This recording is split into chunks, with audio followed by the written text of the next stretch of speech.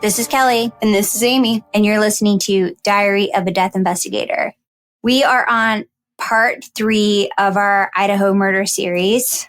And to recap, the first episode we talked about Brian Koberger, and he is in jail right now because he is, what'd you say, indicted? Yes, he's currently indicted and being held on his charges. And that's for murdering 4 college students. And burglary. Yep. On November 13th, 2022. And then in the second episode that we did in part 2, we talked about just how something like this could happen in a small town. And Amy and I basically gave just our opinion because we grew up in a small town. And kind of the effects that it has on a small town as well, I think. And then how a small town kind of recovers from that, I think, or what the long-term effects or the side effects are, I think, from something like that.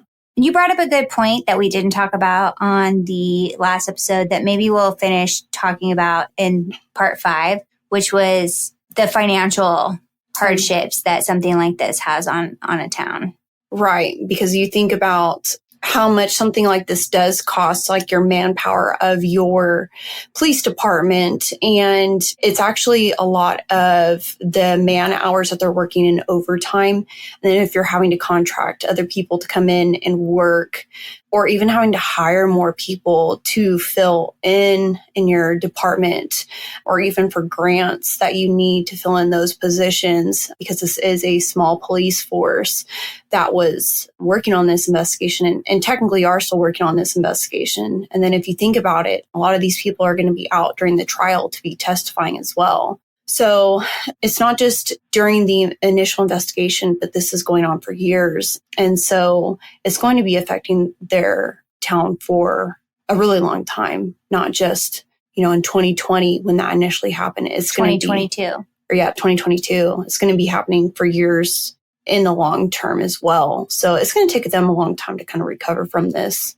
So for part 3, we wanted to talk about how a death investigator would approach a scene like this. Mm-hmm. And I think the first question I asked you was, would a death investigator approach a mass murder scene? Because you would think that you would need maybe somebody more, I don't want to say more qualified because there's not, but what am I thinking, like of higher caliber or like higher ranking coming on the scene because they know that this is going to trial? No, it's always a death investigator's position to come on scene. In some states, it always depends on what state it's in, a death investigator's position, because they are the expert in that position. They're certified to be in that position as well. Sometimes, if you have something that is going to be something that is going to be in the media or of a really high caliber status, like high status type of case. I know that in the past, if we had something that was like a senator death or something that was someone that worked in like a high power position for a company, sometimes we might call like our chief investigator to come like assist us on the scene because it just, one, makes you feel a little more comfortable about your decisions, but also to kind of have that backing of that supervisor in that position as well. But like you're still going to that scene to work that scene. In some instances, you might even ask a physician or one of your pathologists to even come to your scene. I know one time we had this weird gunshot case and we have this really great pathologist who I consider to be an expert in gunshot cases. And so anytime we had something that was kind of a unique situation in that, where it was a gun that we weren't necessarily as familiar with, like say like an AK or something like that, we would ask him to go to those scenes with us so that he could kind of give us like his opinion too, because it makes you look at the scene in a completely different way. And then they will also take on the case and work that case from like start to finish. And that also helps them as well. In some instances, the pathologist or the medical examiner will work that case themselves. And I don't even think that's really so much of a practice anymore. I think that's why you have certified death investigators now, because doctors, there's not that many credentialed or certified forensic pathologists. They're really hard to find because they don't get paid very well. So there's a high need for them. And like I said, they don't get paid very well considering they're doctors and they go through all of the schooling as any other doctor would, but they get paid like honestly like a fraction of the cost. So why are you going to have them working scenes for you when you can have an investigator go out and do all like that heavy lifting and then have them write the reports and stuff for you? And then basically, if they do a good enough job, you should be able to get just as much information from what they're giving you to pass on into like a case report, right? So in anything that I ever did, that's why I always tried to take at least 100 pictures. Even if it was like something that was a simple, like natural death, I try to take like, I don't know, maybe 30 pictures at least. If someone was just like deceased in their bed, you try to take at least enough pictures where the doctor can at least identify like what position they're in and what room they're in. If you know that they're going to be going to court and this is something that they're going to be testifying on for years, they should be able to recall what case they're talking about just from the pictures that they're looking at. And I think especially in like this case, now that the home isn't even present any longer, they're going to have to really rely heavily upon the case reports and the scene investigation that was done. And they better have hoped that they did a real heck of a job of their pictures and their videos. And I'm hoping that they used a Pharaoh to do their 3D videography and scene reconstruction video and pictures and measurements, because they are never going to be able to recreate that crime scene ever again. Remind everybody what a Pharaoh is, if this is the first time they're listening. So the Pharaoh is basically, it's like a camera. It's a piece of technology. They set up on a tripod and it sits in the middle of the room and it takes your measurements and it basically just scans the whole room. So whatever is in that room, it's going to be able to measure out and scan that whole room in just the way that it is. And then whenever you put that into your computer, it's going to be able to create like a 3D experience for you in a digital manner, as if you were able to like walk into that room in a 3D setting yourself. So if you had like those VR like imaging like goggles like or whatever, Oculus. Yeah, you should be able to like walk into it basically in that kind of way and be able to like see the room. But like I was listening to someone's podcast the other day and they made like a really good note about saying like, this hasn't even gone to trial yet and it hasn't even started and they don't even have a jury selected yet.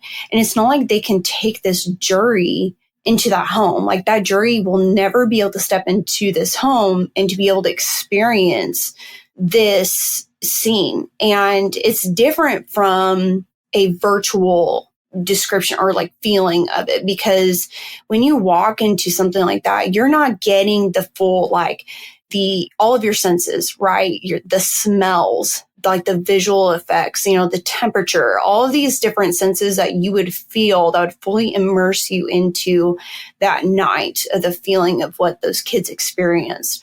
So you're getting this, you're seeing everything that the investigators are seeing, like through this virtual version, but you're really not. You're just kind of getting like the skimmed version, if that makes sense, like the top layer. Do they use the Pharaoh to show like, is it for the law enforcement or is it for like a jury, or can it be used for both? It's for both, but basically they're using it so when they go into court, like they are able to actually present that in court to the jury for testimony, because it's not like every jury gets the opportunity to go out and see that crime scene for themselves, right? Like that's not an opportunity that every jury gets to do.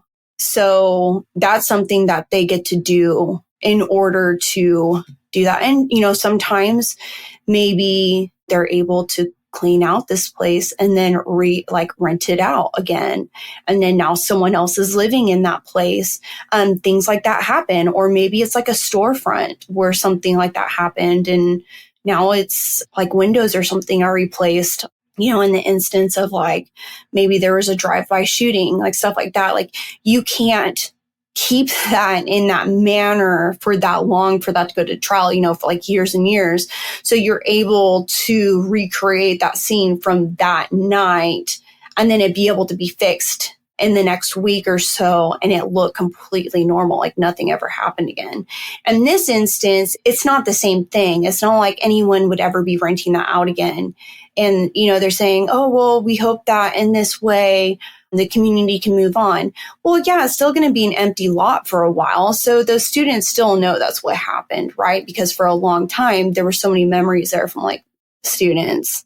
Yeah. I think what people don't, so I don't think we talked about it on the last 2 episodes, but for those of you who aren't up to date on the case, they tore down the house. So I think the house was gifted to the school and the school chose to tear it down. And they are going to be putting up a memorial.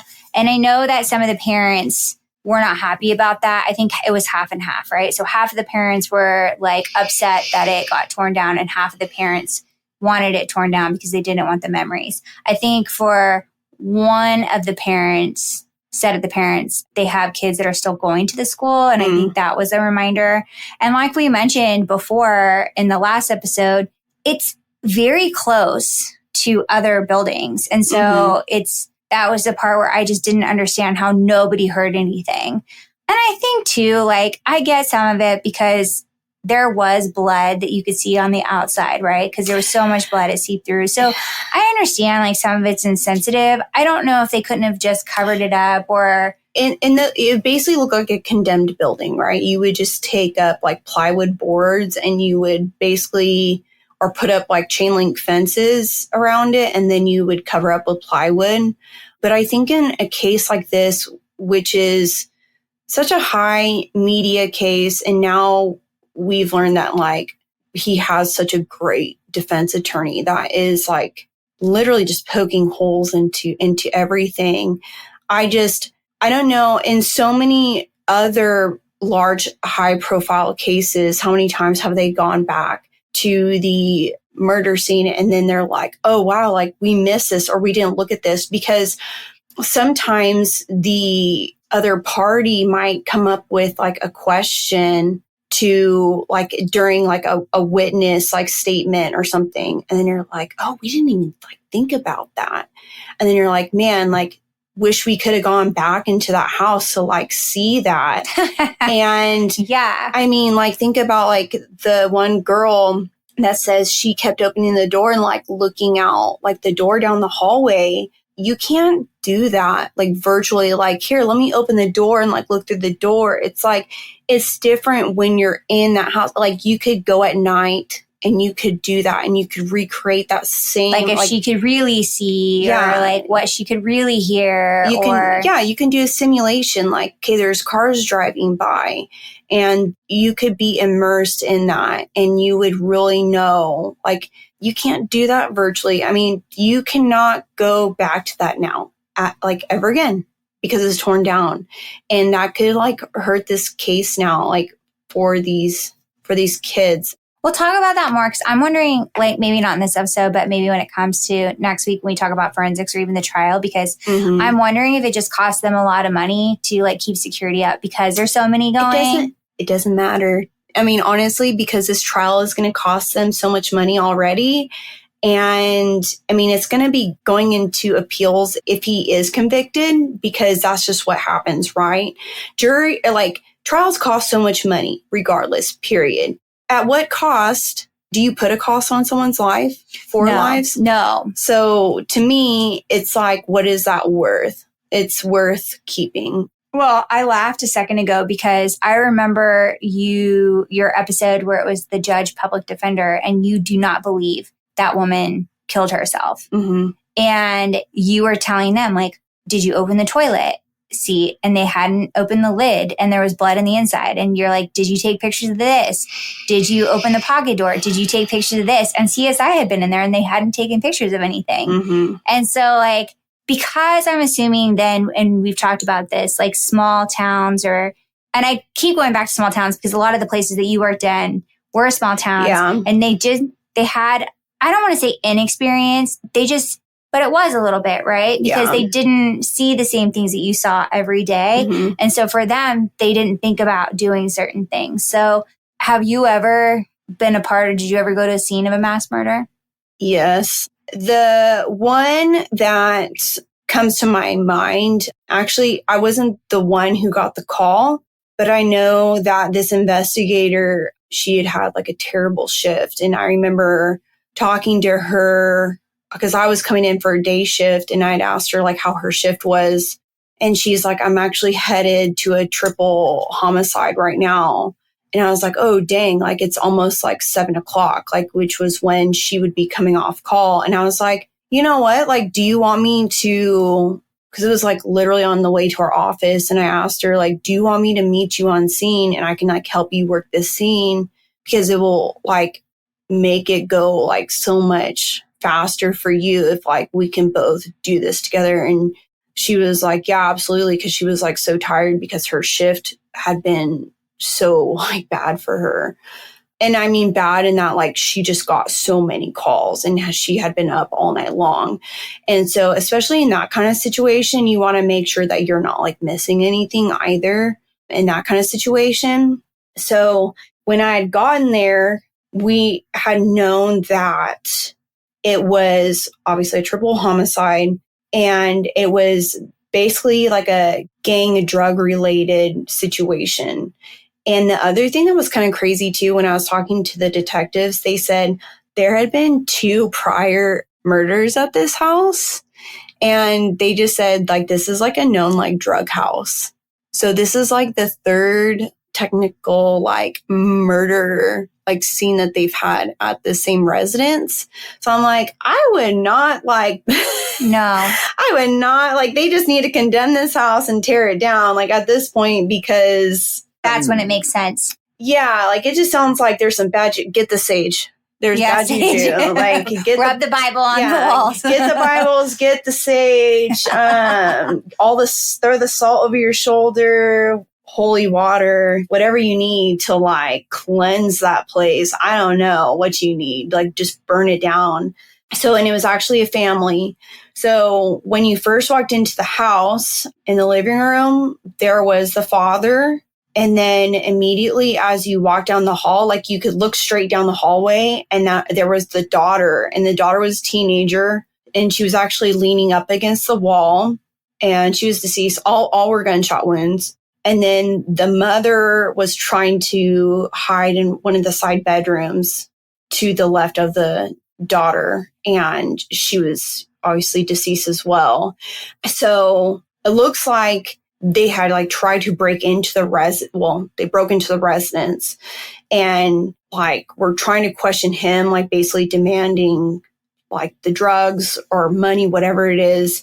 And then I think the daughter was trying to hide. She was actually shot in the shoulder where it looks like maybe trying to force either the drugs or the money from the dad. And then they basically shot her execution style, like straight in the forehead. And then they went and like broke into the side room where the mom was, and they just immediately shot her in the head. And then the dad was in the living room, and then they just shot him twice in the head. Like they just didn't mess around. It was like point blank, like twice in the head. And so basically the way that we just worked that was like from the back and to the front. Now gunshot wounds that are like that point blank, and like it was a pretty straightforward scene. And they had a pretty good idea who it was because they had a cell phone. I mean, they knew who his affiliates were. So we wanted to get the daughter out of there first. And then we did the mom, and then we did him last. And especially he was a bigger guy too. So we're like, we'll save him for last because it's going to be harder to get him out. And we just felt like we wanted to get the daughter out first anyways. It's just kind of like our preference. And then in like other cases where we've talked about the one case where we had the mom and dad. Oh, yeah. That were shot by the son. Well, we assume because I don't think they ever found him guilty, right? No, we did a Where Are They Now? And he like is running some prostitution ring or something, remember? Yeah. He got busted for it, but not for killing them. Well, in that case, the mom was like right in the living room, and she was kind of in the middle of a lot of really important evidence.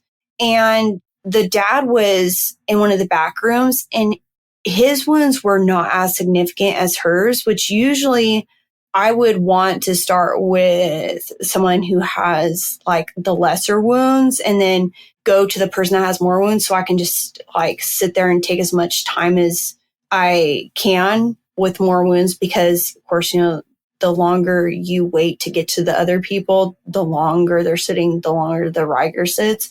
But because she was kind of in the middle of where they were trying to work, because like she was in the living room, the kitchen was right here. They were trying to lift prints out of like all the blood in the kitchen. So they were doing like the special technique in the blood where there were like tracks of footprints like through the blood. And so... Oh, wait, are you talking about the dum-dum? Yeah. Oh, I thought you were talking about the house that burned down. No, I was like, what are you talking about? I know. I was like, We've seen so many, like, I guess we've seen more cases than I thought of. I've seen more cases than you thought. I mean, definitely. But I to say more cases than me, I'm all for sure. I'm just like, okay, well, I'll just go with what Kelly says, because I don't know. Hey, everybody remember what Amy just said for future reference. When Kelly's happy, everyone's happy, just so everyone knows. So, amen. Yeah, so in that case, I did the mom first because she was around the most evidence. And so we were trying to basically work together with the State Bureau. So for me, doing that first, it aided them so that they could also do their job at the same time, and we could all get done faster. So we know that this house was a tri-level house. So what I envision and what I've seen just in pictures is, so you have the base level, which is where the front door was. But coming through the back where they think the murderer came in, there's a sliding glass door back there, which would have put him in on the second floor. So that would be the main level then, right? That's what I'm assuming from the back end. I don't know, like going in through the front door, you were probably on the base level, but there was this like patio out back. Yeah, I guess we could probably see like a layout of a 3D layout of what the levels are. But I would assume that sliding back door, because that's where people entered for parties. Yeah, I think so too, because it was the kitchen was right there, and I think they probably hung out on the deck. Yeah. So that's my assumption. So if the person came in, so we know that they came in through the slider, and then they went upstairs first. So how would you guys then approach a scene that was tri-level like that? Because you don't know at this point who was first, right? They didn't know. So you only know that there's 2 victims on the second floor and 2 on the third floor, and a dog. Well, I mean, when we get to evidence, we'll kind of talk more about like blood spatter and like overcasting. So there is kind of a way in each room you could probably tell from blood spatter, maybe somewhat of an order. And then if there was like a trail of blood to other rooms, but we don't know that because we don't have that evidence. Right. So we have to wait till the trial. But that's something we're going to talk more about in like the evidence portion. I am someone, which you probably can't believe this, because I'm not a super orderly person. But when I come to working like scenes, I would like to work, when it's something like this that would be this important, I like to work in an order. And especially when it comes to working like multiple people, I will work one person completely all the way through before I work to the next person. And because homicides and suicides have to be worked the same way, and that the way we preserve evidence and the way we take pictures and all that stuff. But obviously, like I say in everything, when we arrive to the scene, it's really important for us to take our overall pictures from the outside first. And of course, CSI has already been there, or the State Bureau or FBI, whoever is there first. They've already taken the most important evidence or covered the most important evidence, so it's not contaminated by anyone else coming in. But they don't touch the bodies. They better not. Right. But that's the idea, right? Like only you guys are allowed to touch the bodies. Correct. And so then they wait for the death investigator to get there before they get their pictures, or they'll get their pictures from the death investigator. It just depends on how comfortable they are with taking their own pictures, or if they're just preferential to taking their own. It just depends. Sometimes I had really awesome CSIs from certain agencies that would just take my camera when it came time to like examining the bodies, and they would have their camera and my camera. So I would just hold the bodies in certain positions, and then they would take a picture with their camera and then with my camera. And then that way I wouldn't have to change all my gloves while I was, moving the body around. Because like in this instance, we know that they were stabbed and there was so much blood, like that would take such a long time. And you want to be really careful, like especially if there's like a bloody fingerprint or a certain type of blood pattern that's dried on the body, like you want to make sure that you are not streaking any of those patterns, or that you're not making your own patterns. So yeah, like I said, first, like you're going to take all of your external pictures, and then we know that there were cars out there. So, I didn't even think of that. So you have to take evidence from cars too? I would take pictures of the cars. Now, would I take it before or after? I would make sure. It would just depend on who's like working the scene. I would tell them like, I'm going to get pictures of those cars, like inside regardless. And if there's stuff inside those cars, if they tell me like, hey, we already got pictures of the cars, like, and we can send that to you, I'd be like, okay, that's fine. But a lot of times, like, I already know, like, my doctors are going to ask me, like, did you find stuff inside the cars?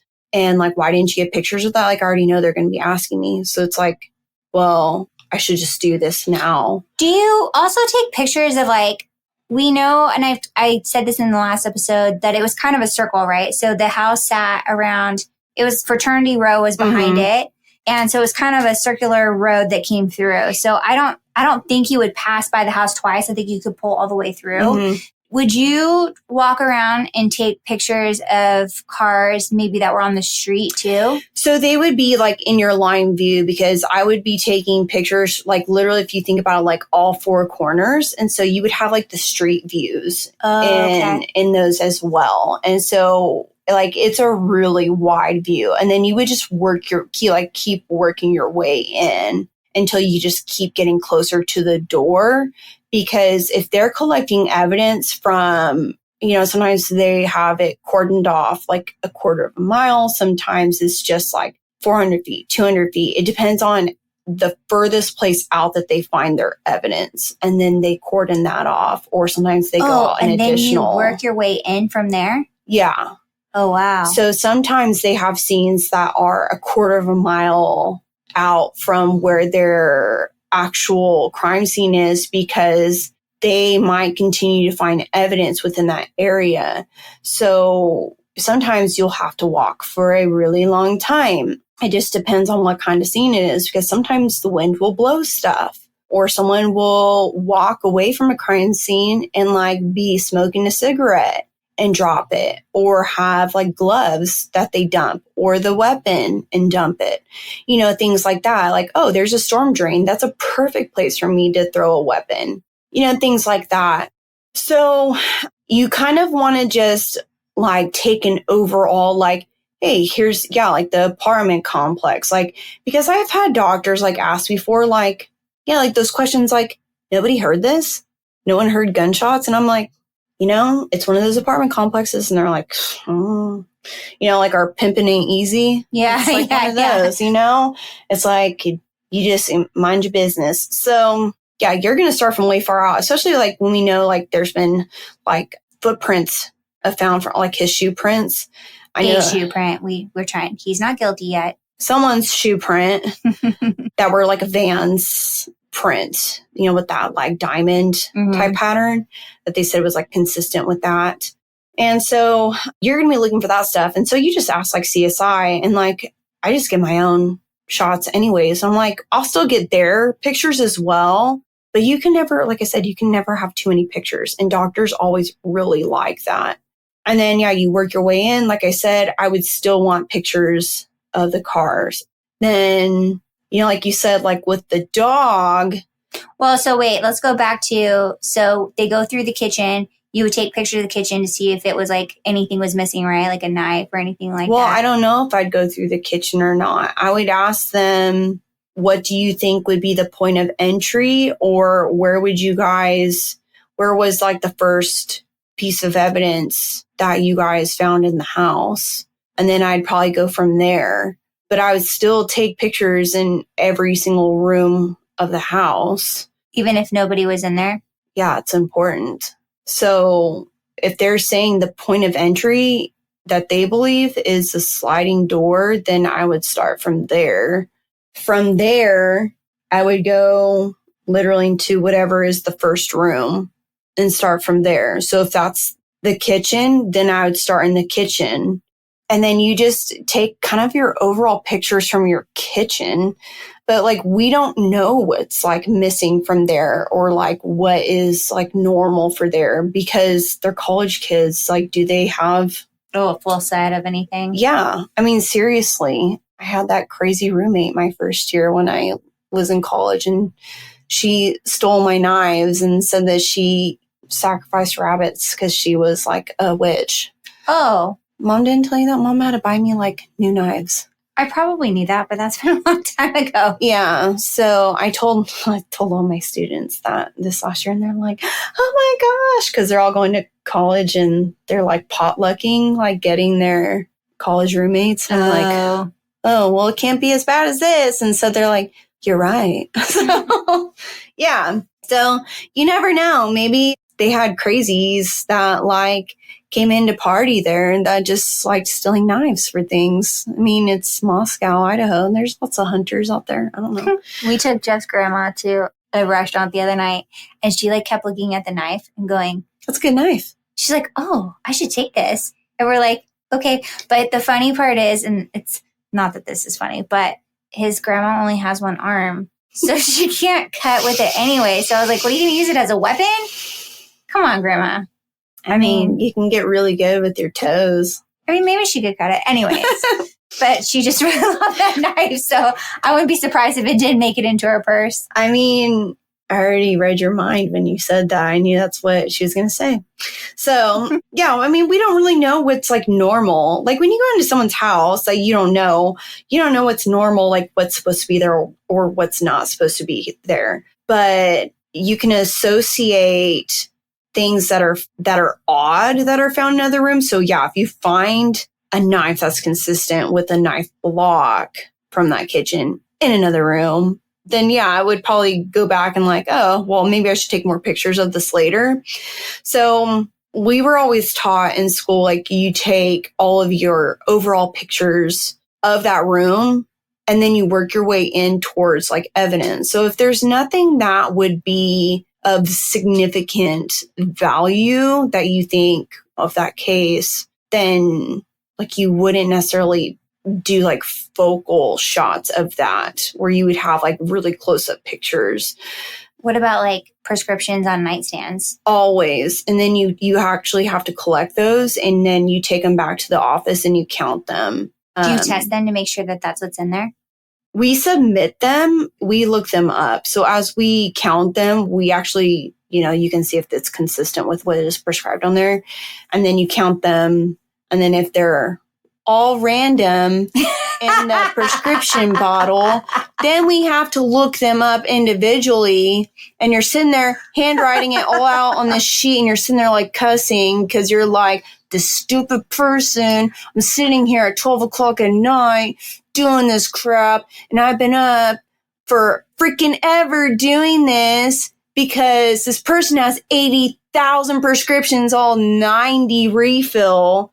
Amy's talking about me. Hi, it's me. I'm the problem because I keep multiple, not even prescriptions. Yeah, one day, literally, hey, can you get that bottle out of my bag? I need one of those white ones that has this written on it.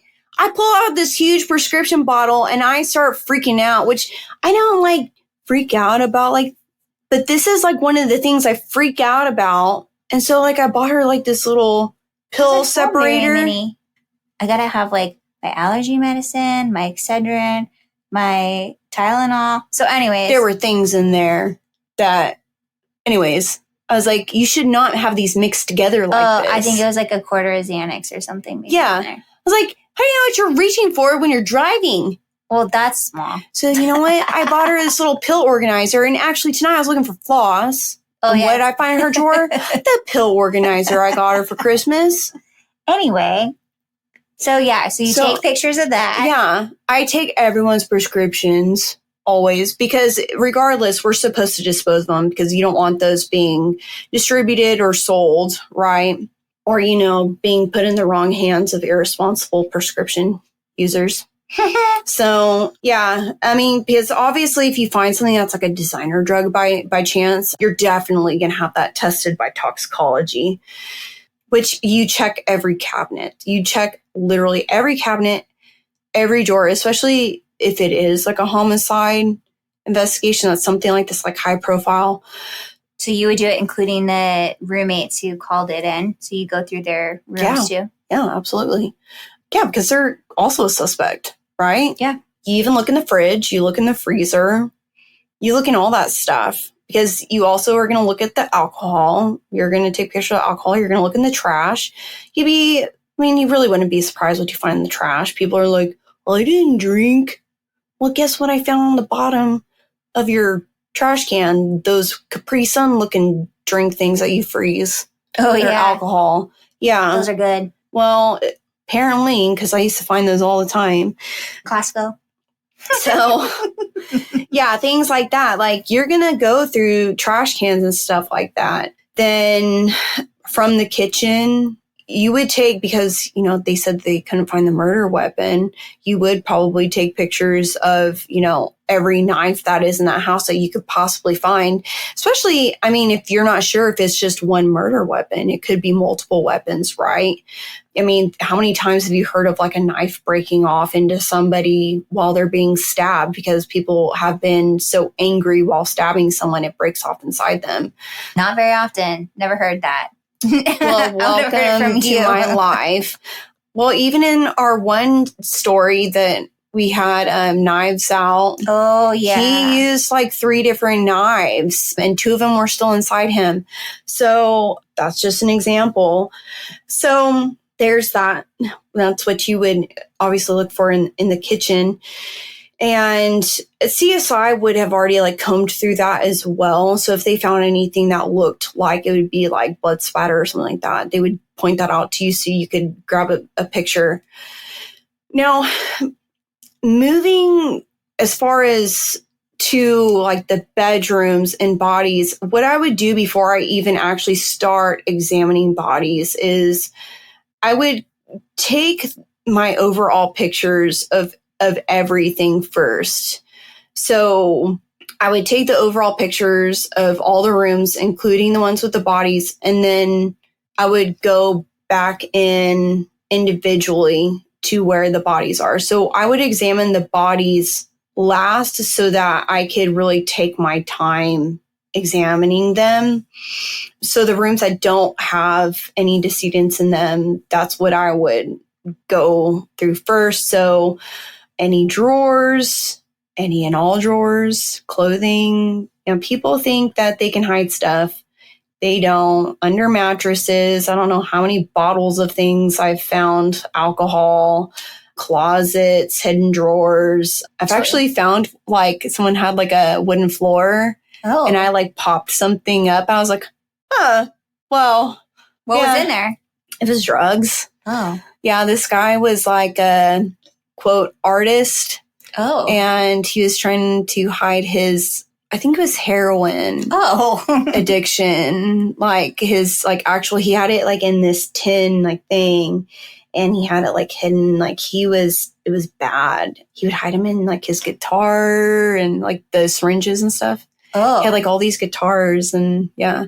So yeah, you have to be as creative as the druggies to know where they hide stuff. I'd be good at that. I can find all kinds of things. So yeah, you just you said toilet. I remember you like texting me one day about finding alcohol bottles in the back of like a toilet. Mm-hmm. And then I just wanted to know which ones they were. I don't remember. A lot of times, like the really brand, cheap, like the Kentucky Deluxe, I think was what it was. It smells like rubbing alcohol. Yeah. So, I mean, you have to like literally, like you lift up the toilet lid, you look inside the toilet lid, like, you know, where you would like the plunger and stuff is in. Yeah. You have to check behind even the tank, which is actually, you know, where a lot of people miss stuff because people will actually tape like the stuff behind it. And who actually wants to touch a toilet, right? Because it's disgusting. And even like up under sinks, like who's going to get up under the sink and actually look up underneath the sink? I've found stuff under there. Like druggies are so desperate sometimes, like they really want to hide stuff. And so that's where they'll hide it. And like, that's a really good spot. It's dark and there's like little crevices. So those are the ones where it's like, before you go in, it's like, when's the last time you've done drugs? Oh, I don't know. It's been like years. I'm like, you're missing all your teeth. You're gumming it right now. And then you go in and it's like Mother Teresa candle there. I'm like, yeah, they've been praying to you a lot. And it's like literally their pipe right underneath, like in the cabinet. And you go out there and it's like, I come out like in a sealed evidence bag. I'm like, so I found this. And they're like, oh, that's not mine. I'm like, right. So I'm like, I'm not trying to get you in trouble. I just want to know, if it's you or somebody else. Well, your loved one clearly died of drug overdose because there's a huge foam cap coming out of their mouth and nose. And they're just like, ooh, clearly tweaking. Anyway, so you want to look in all those places because that's also a great place to hide a weapon, right? So, and if this was what we talked about, like a party house or a possible drug house, you want to look for all those things because that's, you know, what we were talking about in possible toxicology reports. And if drugs had something to do with their deaths, that's also something that's very important to look for. So that's always stuff that we look for in these rooms. And then you also want to look to see if there was, you know, if it was a burglary, was there a purpose to this burglary? Like, what was the MO of this? Like, were there things thrown out of drawers? Was there something where it looked like they were actually actively looking for something? Was there a home monitoring system? Like when we had like the one with the cat, seriously, because the cat solved the case. It's the same thing. If usually people who have a lot of drugs in their house, they also have cameras in their house. So, and usually they're hidden cameras and you can find a camera monitor like in a closet somewhere. That's usually the place they find it. So you're going to look for that usually like in the master closet or in the attic. And so if you can follow like lines through a closet, you can usually find that either in the master room or in the attic. I wonder if my Roseville house had that because there was holes in the corners and they talked about possibly like maybe the guy had cameras in there. And I wonder if it was up in my attic. I never went up there. Yeah. I mean, that would be normal, I think. Yeah. Because that's a little bit harder to get to would be. Yeah. I mean, I don't even know how. So, but yeah, like people who deal a lot of money or cash out of their homes or drugs out of their homes, they're going to have like a camera system inside that residence. So that's something else I would probably look for in there. So I don't know who initially showed up on scene to this, if it was just Moscow PD or if they had called in FBI at this point, or even if there was a state agency on site at this. If it was Amy showing up to the scene and I see this PD, I'm going to be like, I have my work cut out for me because these guys have no idea how to work a homicide. So I would be trying to do... No, because they could have been new because remember, they hadn't had one in 7 years. Yeah, so that's why I would be trying to do all of these things, being like looking for all of these things because we don't really know like what his motive is, right? So, or whose ever motive it was. So that's what I would be looking for in like bedrooms. And you also want to look at like, okay, there's bedrooms, doors, or like, you know, exits and like windows. Like, are their windows locked? Are they like covered? Is there an easy access point? Those are all things that you're also going to look for.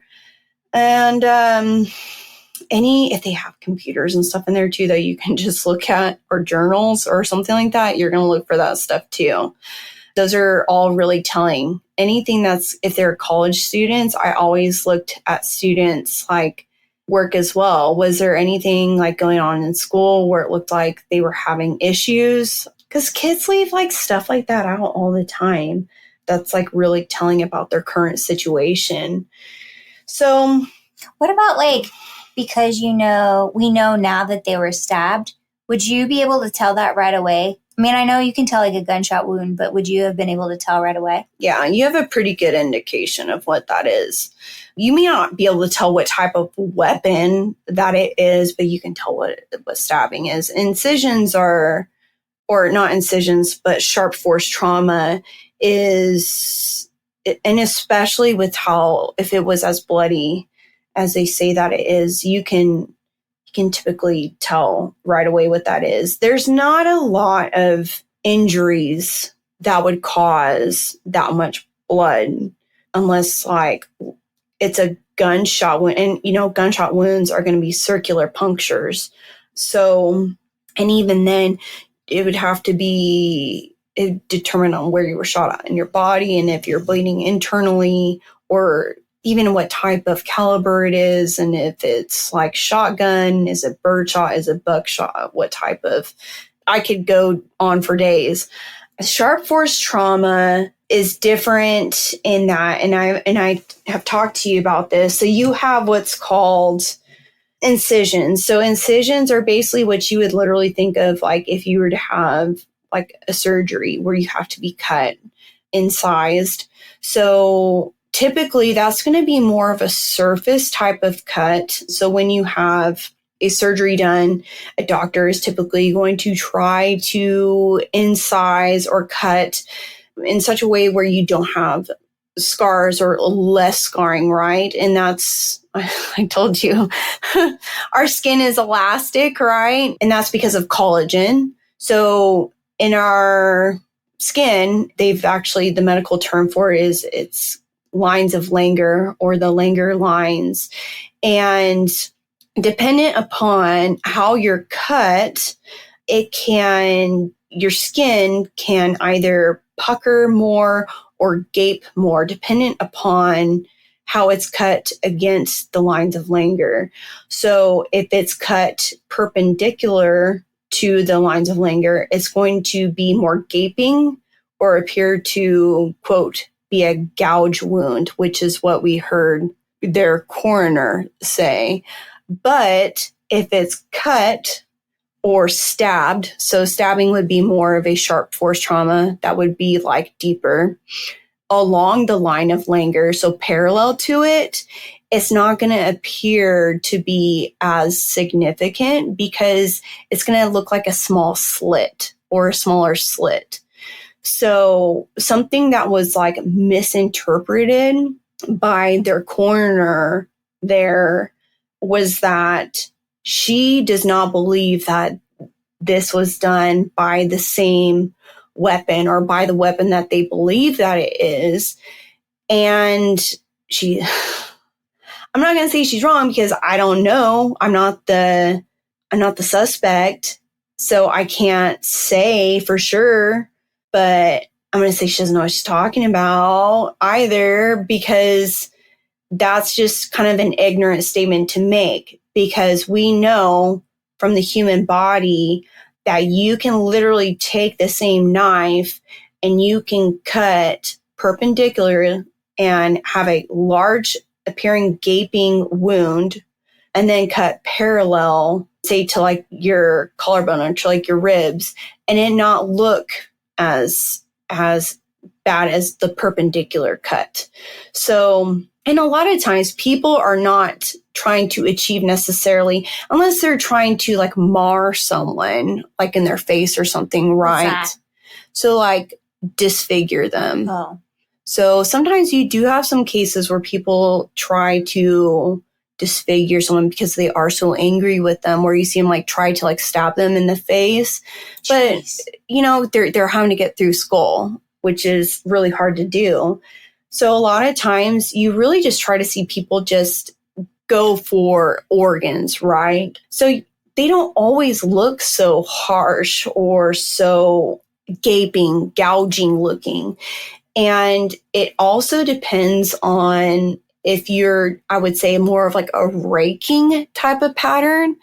I would say that is the way that the suspect is also holding the weapon and how they are, I would say, either raking or like slashing or stabbing. So there's multiple different methods, right? And how you can kind of stab someone.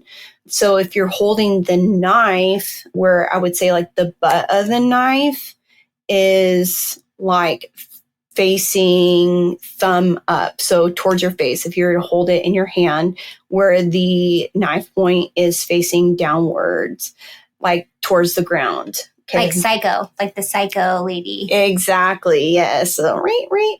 That's where you could do that raking motion or the downward stabbing motion. And that's where you could get more of that perpendicular type of gouging, where you would have those big gaping wounds, and they might not always be so deep if you're like actually further away from someone. So if you're trying to reach for someone and you're trying to reach out and slice towards them or rake towards them, that would be where you get more of those gouging type of wounds. Now, if you're holding the knife, where I would say like more in an ice cream cone manner, where the knife point is pointed upwards, like towards your face, you would have to be stabbing in an upward motion, and that's going to be a deeper pattern, and you're not going to be getting those gouging type of motions unless you are having to pull it back down. And that's going to be a lot harder for someone to do, where you're not going to be able to get as much force as you would as like punching it in towards someone's stomach. Does that make sense? Yeah. So I was asking about the stab wounds because we know that there was a lot of blood. Mm-hmm. So how would you avoid making a mess in the house? Like if you were to walk through the rooms, because you got to go through and you're stepping over people.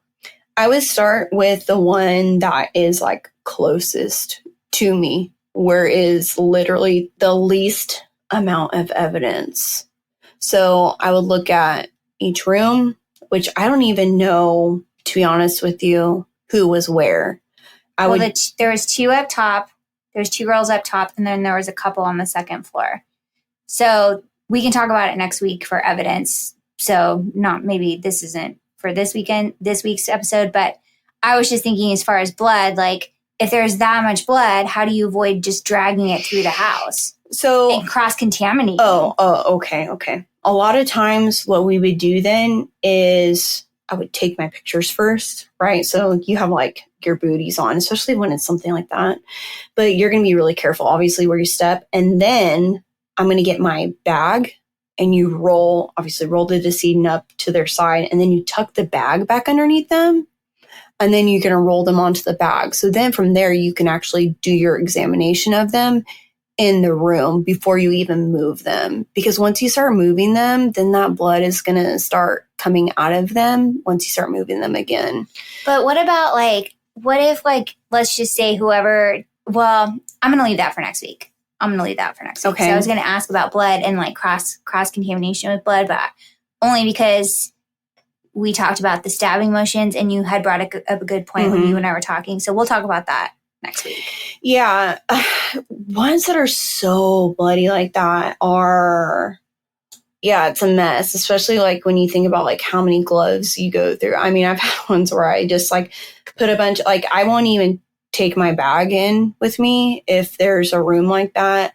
I just put a bunch of clean gloves in one side of my pants, and then we would use rulers for our pictures because you're going to measure the wounds and stuff as you're taking pictures. And so I would have a bunch of clean ones on one side. And then if I had to change out, which you'd always double gloves, so it'd make it easier. You just take off your top layer and then put on a new pair of clean ones over the top if you had to. And then, you put your body bag under there if you needed to. We had those white sheets that we would use from our transport, and we would use those as well. to kind of help keep us like clean. You're never going to completely avoid getting your own DNA onto a scene. It's what they call like Locard's exchange principle. It's like basically in any situation, it's like with the suspect or the victim, like the suspect is going to leave, part of their selves there, or basically like any like fibers off their clothes, like a hair off of them, blatant fingerprint, footprint, whatever. But they're also going to take some of the evidence from that scene with them as well. So possible animal hair, a possible fiber from a carpet. But the same thing also goes with crime scene workers or dispatchers from like your initial dispatchers to the scene. That's why sometimes they will also get hundreds of fingerprints from a scene, and then like the good ones are going to be from like your officers on scene. It's like, well, can't use like 90% of these. And so that's also discouraging a lot of times too. So like, yeah, I'm going to have hairs that fall out of my head onto the scene. But that's why CSI is also there first to get a lot of their stuff, because they don't want a lot of that fallout. And they don't want a lot of people walking in and out of the scene too. But of course, we are also, there's also that part where we might get some of our evidence onto the bodies, and then that makes it too. So you think of like how many people are in contact with these bodies between the time that they leave the scene until they get to the morgue, and even at the morgue, how many bodies come into contact with them. Yeah, you have to be really careful with stab wound victims. And I think I've talked about before, oh my gosh, I remember seeing this girl come into our morgue. It was like, I think I was still working part-time just as a morgue attendant. And this person was very angry who had killed her, because they didn't just like stab her while she was alive. It was like 30 something stab wounds, even post-mortem. And it was just, oh my gosh, like head to toe. It was so sad. And you can tell when it's post-mortem because the blood no longer fills capillaries. So the wound holes, they're like yellow around this, like the wound hole. So the skin looks like yellow. Whereas like a fresh bleeding wound hole, like look pinkish red from the blood in the capillaries. So you can tell when it's like a new wound hole. And then, it depends on what type of knife you have as well. If you have a knife that has a hilt on it, if someone's like punching the knife in deep enough, the hilt can cause bruising on the body. So you're going to be looking for that too. Now, especially if you can even get a measurement of the bruising, because that can also be helpful to the investigators that are looking for that weapon, because that can confirm the size of the knife if you're given like the knife width of the hilt. So that can kind of give them a good estimation of the hilt handle there. So that's why it's also really important to be able to take those pictures on scene, because like bruising can change over time as well, as someone continues to basically start decomposing. And I think I've talked about like homicides before, how we process them. But on scene, it's like you just want to make sure you are covering literally from head to toe. And in this case, even more so, you're going to be looking for even like defensive wounds on their hands and their arms. I would say even like if they're like turning like their sides, so like upper arms, like shoulders, like trying to like get away. But a lot of times you see like holes like in fingers, cuts on fingers, cuts in hands, forearms, stuff like that, because you're like trying to cover your face, or like vital organs in your chest. It's just like your natural fight or flight kind of mechanism is to just, your first reaction is to like cover your face and chest. So that's why you get those. Now, in the instance of the suspect, which I've told you, is your suspect in something like this, especially with how bloody it is, they should also have wounds to their hands. Oh, but let's talk about that next week because I want to do that for forensics. Oh, okay. Yeah, so I'm gonna save that for next week because you had brought up a good point, and I want to see if I can see the video. Oh, so okay. I want to confirm that Amy is not that she's right, but like maybe in this situation, not that we solved the case, but you know what I mean. That way, you're linking the two together. I mean.